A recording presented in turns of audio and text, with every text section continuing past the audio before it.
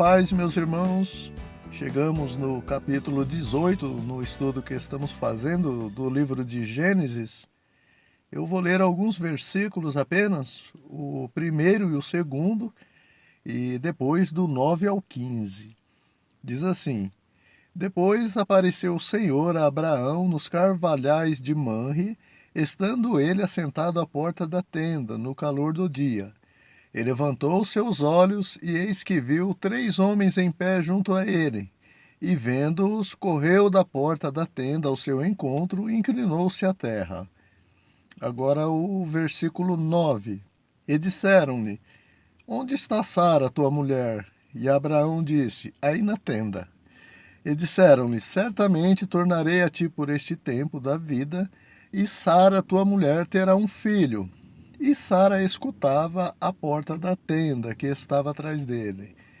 Ou seja, Sara estava ouvindo dentro da tenda, né, o que eles estavam conversando lá fora. E eram Abraão e Sara já velhos e adiantados em idade. Já Sara havia cessado o costume das mulheres. Assim Sara riu consigo, dizendo: Terei ainda deleite, depois de haver envelhecido, sendo também o meu senhor já velho? E disse o Senhor a Abraão: Por que Sara riu, dizendo: Na verdade darei eu à luz, ainda havendo já envelhecido? Haveria coisa alguma difícil ao Senhor? Ao tempo determinado tornarei a ti por este tempo da vida, e Sara terá um filho. E Sara negou, dizendo: Eu não ri, porquanto temeu. E ele disse: Não diga isso, porque você riu. Bom, após Deus fazer uma aliança com Abraão e seus descendentes através da circuncisão, como identificação de quem fazia parte do povo de Deus, vimos isso no capítulo anterior. Após esse concerto, apareceram para Abraão 3 seres celestiais em forma humana. Essas manifestações físicas dos anjos eram comuns naquela época, justamente porque até então não havia a palavra de Deus escrita, né?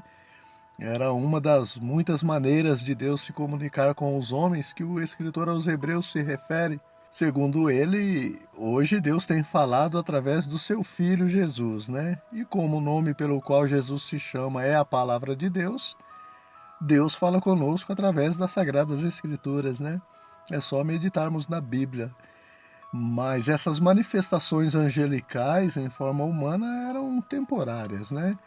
Os anjos possuem essa capacidade de alterar a sua forma, mas sem se tornarem humanos, né? Eles continuam mantendo a sua natureza espiritual. Irmãos, notem aí também no versículo 1 que ele diz que apareceu o Senhor para o Abraão, né? Indicando que um daqueles seres era o próprio Deus, né? Os outros 2 eram anjos. O Espírito Santo, através de Moisés, que é o autor desse livro, né, também faz questão de observar que eles apareceram para Abraão no calor do dia, né? Mostrando assim que Deus age na nossa vida quando e onde menos esperamos, né? Aparentemente, Abraão estava tranquilo, né? Sem nenhum problema, ali sentado à porta da tenda, quando o Senhor apareceu a ele para mostrar que não estava nada bem e que ele deveria orar, né? Interceder em favor de Ló. E quantas vezes, irmãos, que acontece isso conosco também, né? Achamos que está tudo bem e só Deus sabe o que está acontecendo ao nosso derredor, com a nossa família, né? E somos impulsionados por Deus para orar. E Deus vai e livra, né, aquele nosso familiar que estava em perigo. É isso que está acontecendo aqui nesse capítulo 18. Irmãos, se eu fosse dar um título para a mensagem de hoje, caberia muito bem: A Fatura de Ló Chegou, né? Na verdade, já era a segunda fatura. A primeira foi quando ele foi levado cativo naquela guerra entre 4 reis contra 5, né? E agora chegou outra fatura para Ló. Os irmãos se lembram, né, no capítulo 13, que quando Abraão deu a Ló a opção de escolher o caminho a seguir, ele olhou as campinas verdejantes do Jordão em Sodoma. Ah, é para lá que eu vou, né? Pois é, um dia a fatura das nossas decisões impensadas chega, né? E se Abraão tinha por volta de 75 anos quando Ló fez essa escolha, E agora, na destruição de Sodoma e Gomorra, que nós vamos ver no próximo capítulo, Abraão já estava com 99 anos, passaram-se 24 anos, né? Mas a fatura ou a consequência da escolha precipitada de Ló chegou. E aqui, irmãos, eu já aprendo mais duas lições. Notem que antes da circuncisão, Abraão teve problemas, né, com Faraó e Sara lá no Egito, né? Também com a intriga entre Sara e Agar. E agora, após a circuncisão, os problemas continuaram, né? Ainda que terceirizados, ainda que eram problemas vindos da parte de Ló. E com isso eu aprendo que o batismo, ele sendo paralelo com a circuncisão, eu aprendo que da mesma forma eu tenho problemas antes do batismo, né? Perseguições, aflições, mas essas perseguições e aflições continuam normalmente após o batismo, né? O próprio Senhor Jesus, ele foi tentado por 40 dias após o seu batismo. Então, meus irmãos, ninguém sai das águas do batismo super-homens ou mulheres biônicas, blindados, intocáveis, de maneira alguma, né? O batismo, ele é um símbolo do novo nascimento, né? Da morte para o mundo, né? Ou para o sistema mundano, pecaminoso, e a ressurreição com Cristo, né? O chamado de nova criatura. A segunda lição que eu aprendo aqui é que problemas familiares afetam toda a família, né? As responsabilidades de cada membro da família são diferentes, né? Cada um tem a sua. A mulher de ser submissa ao marido, como a igreja é submissa a Cristo. O marido, por sua vez, deve amar a esposa, como Cristo amou a igreja e se entregou por ela. O filho deve honrar os pais. Os pais não devem provocar a ira dos filhos, né? Mas se um deles não cumprir com a sua responsabilidade, toda a família sofre. Isso é família, né? Aqui o problema seria todo de Ló. Abraão poderia fazer pouco caso, né? Afinal, foi a escolha dele, né? Então, se vira, não vou me envolver, cada um com seus problemas, né? Mas não foi isso que Abraão fez, conforme nós vamos ver, né? O Abraão vai comprar a briga do seu sobrinho, intercedendo a Deus em favor dele, né? Irmãos, às vezes nós temos que agir em favor da nossa família, como o Abraão já havia agido ali, resgatando Ló daquele sequestro daqueles reis que invadiram Sodoma, né, ou que guerrearam contra Sodoma. Mas tem situações, irmãos, que só nos resta orar por aqueles que amamos, né? O Abraão aí no texto, ele intercede em favor do Ló e de se outros justos estivessem ali também em Sodoma, e após ele interceder, o texto diz que o Senhor se retirou dele e ele voltou para a sua tenda, né? Então, há situações que a gente só precisa orar e esperar Deus agir. Você observa aí na sequência do texto, né, até o versículo 8, a hospitalidade do Abraão. Talvez ele nem havia identificado de início que se tratava do Senhor Deus, né? Porque a expressão que ele usa, chamando aqueles três personagens de Senhor, era algo comum naquela época, né? Era a cultura deles. Então, o Abraão, ele se prontifica até a levar água para eles lavarem os pés, porque naquela época não havia asfalto, né? E os peregrinos andavam de sandálias abertas e sujavam o pé devido à poeira que havia na estrada, né? Depois o Abraão oferece um banquete para eles também, né? E aqui até nos faz lembrar do que disse o escritor aos Hebreus no capítulo 13, versículo 2. Não vos esqueçais da hospitalidade, porque por ela alguns, não sabendo, hospedaram anjos, né? E os irmãos percebam também no versículo 8 que ele diz que os anjos ali, né? O Senhor, ele comeu o alimento que Abraão preparou, né? Mas isso não descaracterizavam eles como seres espirituais. O Senhor Jesus também, né, ao ressuscitar, né? Claro que Jesus ressuscitou em carne e osso, né? Não foi só o espírito do Senhor Jesus, tá? Jesus ressuscitou em carne e osso, mas ele conviveu com os discípulos por 40 dias num corpo glorificado, né? E ele comeu até peixe frito com os discípulos, né? E da mesma forma nós, né, quando reinarmos com Cristo por 1000 anos, quando regermos as nações com vara de ferro com Cristo, a palavra do Senhor diz isso, né? Em Apocalipse fala isso, e o Paulo também, escrevendo à igreja de Corinto, também chama atenção sobre isso, né? Mas enfim, ainda que estejamos em um corpo incorruptível, glorioso no milênio, nós vamos conviver com aqueles que ainda estarão no corpo natural e pecaminoso, né? Que sobreviveram à grande tribulação. Outro ponto importante está no versículo 9, né? Quando o Senhor pergunta para o Abraão: onde está Sara, tua mulher? E se você observar o contexto bíblico, você vai ver Deus fazendo a mesma pergunta para o Caim: onde está teu irmão Abel? E também para aquela mulher samaritana, né? Vai e chama o teu marido. Percebe, irmãos? Deus perguntando da esposa para o marido, Deus perguntando de um irmão para o outro, e Deus pergunta também do marido para uma esposa. E o que que Deus está nos ensinando com isso, irmãos? Que nós devemos nos preocupar com a nossa família, né?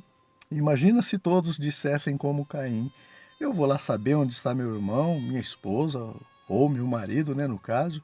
Não sou guarda-costa deles ou dela, né? Então, meus irmãos, isso cabe a nós refletirmos, né? Quanto tempo faz que nós não entramos em contato com algum parente ou familiar mais próximo, né? Nem uma mensagem no WhatsApp sequer para saber se ele vai bem, né? Mandar um texto da palavra de Deus. E se Deus perguntar para nós, irmãos, o que que eu vou responder, né? Será que eu vou saber onde estão cada um deles? Então, cabe a nós refletirmos, né? Paulo vai dizer em 1 Timóteo, capítulo 5, versículo 8, que se alguém não cuida dos seus parentes, e especialmente dos de sua própria família, negou a fé, e é pior que um descrente, né? Dos versículos 10 ao 13, Deus promete mais uma vez dar um filho a Abraão, né? E dessa vez Deus deixa claro que será com a Sara, né? Mesmo ela estando idosa, sendo estéril, já cessado o costume das mulheres, né? E o texto diz que Sara, que estava escutando na porta, do lado de dentro, riu consigo no seu pensamento, né? Duvidando que isso pudesse acontecer. E o Senhor repreendeu, né? Por que que riu Sara? Haveria algo impossível para o Senhor? Irmãos, percebem como esse ser, ele era o Senhor Deus, né? Os anjos não são oniscientes. Eles não conhecem os pensamentos, mas Deus sim. O Salmo 139, versículo 4 diz que antes que uma palavra saia pela nossa boca, o Senhor já conhece. E ainda que Sara riu consigo mesmo no seu interior, Deus conhecia. Então ali era o Senhor Deus mesmo que estava ali lidando com eles, né? E também isso confirma o que acabamos de falar, né? Se Deus conhecia até mesmo a origem do riso da Sara, né? Certamente ele sabia que Sara estava na tenda, né? Mas ele perguntou para o Abraão para divertir ele e nós também, que nós devemos nos preocupar com aqueles que amamos da nossa família, né? Sabermos onde eles estão, como eles estão. Irmãos, se você retroceder um pouquinho no capítulo anterior, capítulo 17, versículo também 17, o Abraão também riu consigo quando Deus disse que lhe daria um filho com Sara. Mas você não vê Deus repreendendo Abraão como repreendeu Sara. Será que Deus estava sendo parcial? Claro que não, né? Conforme falamos no vídeo anterior, certamente Deus viu que o riso de Abraão não era de incredulidade, né? Mas de alegria, de entusiasmo, né? Sara até tentou negar que riu, até porque visualmente não teria rido mesmo, né? Mas no seu coração ela riu, e para ela talvez isso não pegava em nada, né? Irmãos, Jesus ele disse que se no coração, no nosso coração, nós já tentarmos para uma mulher com intenção impura, nós já cometemos o adultério, né? Por isso que nós devemos pedir perdão para Deus e vigiarmos até mesmo no que nós pensamos, né? O nosso Deus é onisciente e o pecado no pensamento é como se fosse um embrião sendo gerado, né? No versículo 16, mesmo com Deus tratando com Abraão e Sara, ele direciona os olhos para a direção de Sodoma, né? Olha que interessante. Irmãos, Deus ouve e vê todas as coisas ao mesmo tempo, né? Ele não só é onisciente, mas onipresente e onipotente, né? Faz até nos lembrar do Moisés, quando ele estava no Monte Sinai, há 40 dias, né? Com Deus passando os mandamentos para ele. E Deus, de repente, disse para o Moisés, né? Vai, Moisés, desce, porque o povo está se corrompendo com o bezerro de ouro, né? Irmãos, o Salmo 33, versículos 13 e 14, diz que o Senhor olha desde os céus todos os filhos dos homens. Da sua morada ele contempla todos os moradores da terra, né? Já nos versículos 17 e 18, Deus disse: ocultarei eu a Abraão o que eu faço, visto que Abraão certamente virá a ser uma grande e poderosa nação, e nele serão benditas todas as famílias da terra. Que coisa maravilhosa, né, irmãos? Deus dando satisfação para o homem, como pode, né?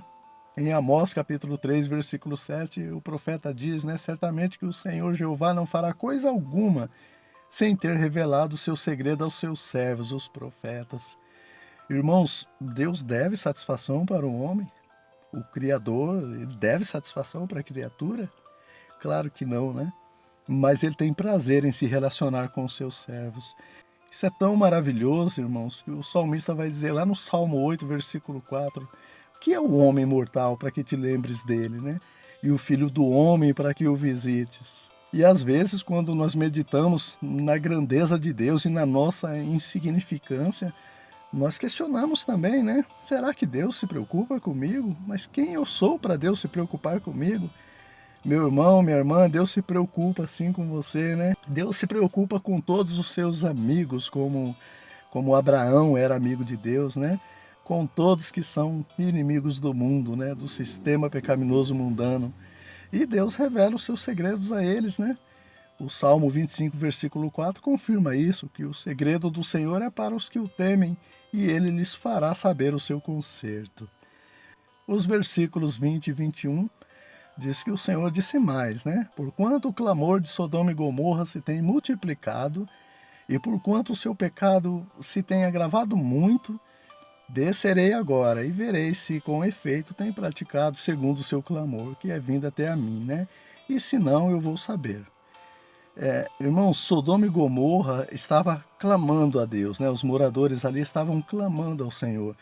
Talvez porque, de alguma forma, Deus já havia mostrado a eles o juízo que viria, né? Mas o clamor não vinha de um coração arrependido, como o dos moradores de Nínive, né? Que se arrependeram ao verem o juízo de Deus através de Jonas. Deus conhece, irmãos, se nós estamos clamando arrependidos ou se é só da boca para fora. E Deus dá a oportunidade, né, de cada um se arrepender.